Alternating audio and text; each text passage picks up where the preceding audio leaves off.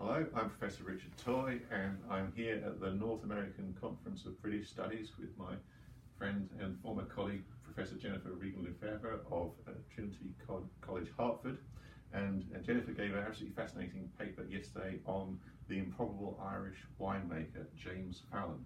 So who was James Fallon and what was so significant about his story? Thanks, Richard. James Fallon is a winemaker in Australia in the late 19th century. He is one of the more successful winemakers in Western New South Wales. He exported a great amount of his wine, mostly to Britain. What I think is special about him is that he was born in Ireland, so we know that he had very little experience of winemaking, grape growing, wine production, perhaps even wine tasting before he migrated to Australia. So to me, it's a story about improbable knowledge acquisition of how somebody with no experience becomes later the spokesperson for the Australian wine industry.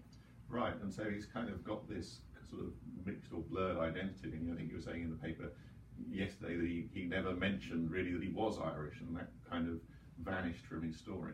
Absolutely. He came to my attention because in the 1870s he gives a number of high-profile defenses of Australian wine in the British public sphere. So he gives a talk about Australian wine at the Royal Society of Arts, and this is then picked up in the press and reported on.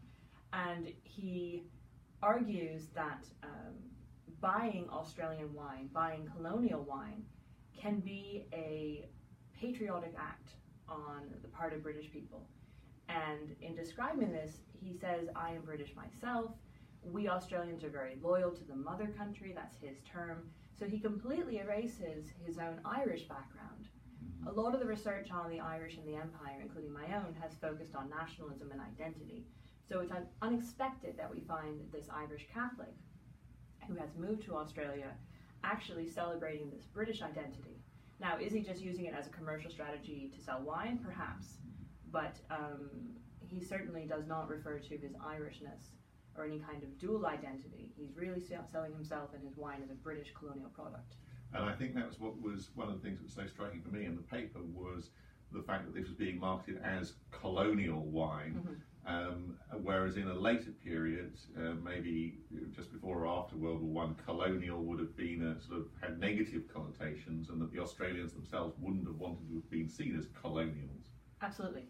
So I see this used quite frequently in the late 19th century to market this wine, that it's a colonial wine, it's a product of colonies.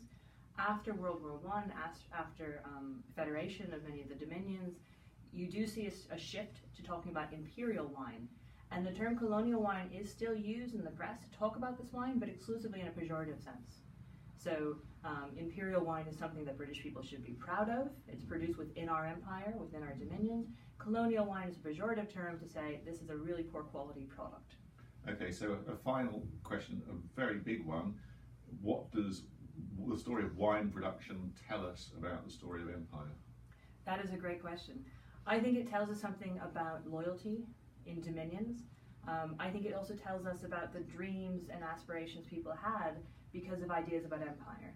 So when I look at wine production in former British colonies, you see wine production starting from the very earliest years of settlement in these white settler colonies. And many people who believed that they could actually produce wine and it would be a kind of cash crop, and that they would sell their wine back to the British market. Now, this is completely delusional in a sense because they're competing against the French, who have years more experience and also geographic proximity. So it's kind of a crazy idea that they could ever hope to compete, but yet they persisted producing wine for a few hundred years on that basis with limited commercial success. It's not until after 1987 really that the Australians, the New Zealanders, and the South Africans are very successful at selling their wine to the British market. Jennifer Regan-Lefebvre, thank you very much indeed. Thank you, Richard.